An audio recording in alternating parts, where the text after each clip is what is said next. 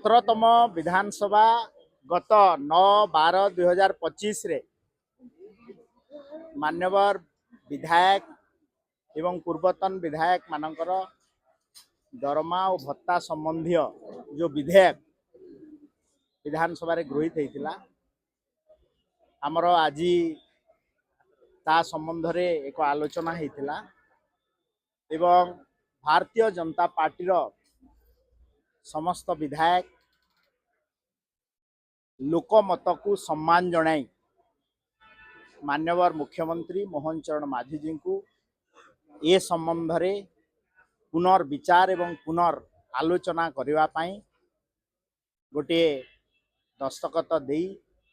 से माने दरखास्त करिसंती मान्यवर मुख्यमंत्री मोहन चरण माझी जी। Thank you.